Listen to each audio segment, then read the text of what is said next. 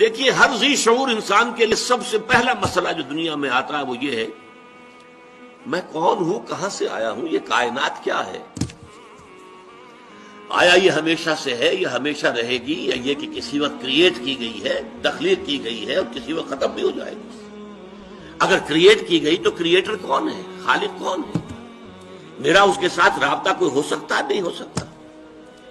پھر یہ کہ میرے اندر خیر اور شر کے کچھ رجحانات تو ہیں، لیکن آیا یہ مستقل ویلیوز ہے یا ایسے ہی صرف میری سوچ ہے؟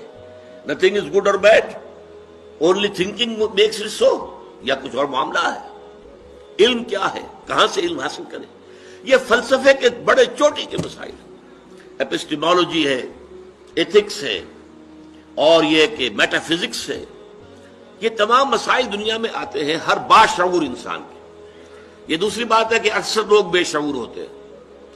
وہ یہ کہ ہر معاشرے میں جس میں آنکھ کھولی اس میں جو کچھ بھی لوگ مان رہے ہیں انہوں نے مان لیا۔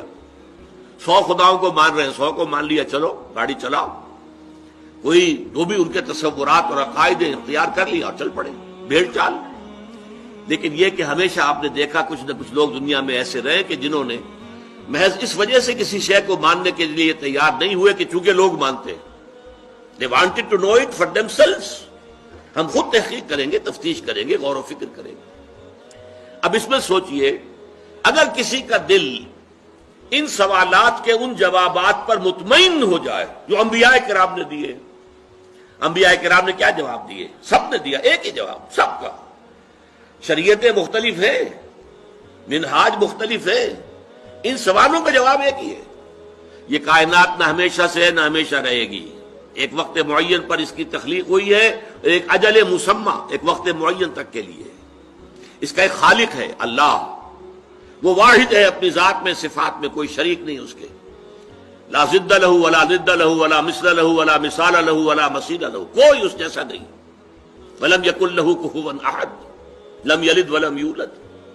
اس نے کائنات پیدا کی، اسی نے انسان کو پیدا کیا، انسان کو اشرف المخلوقات بنایا، فرشتوں کو اس کے سامنے جھکوا دیا، اور پھر انسانوں کی رہنمائی کے لیے ایک تو نیکی اور بدی کا علم الہامی طور پر اس کے اندر رکھ دیا، اور اس کے علاوہ اس نے اپنے نبی بھیجے، کتابیں بھیجی، شریعتیں نازل کی، رسول بھیجے۔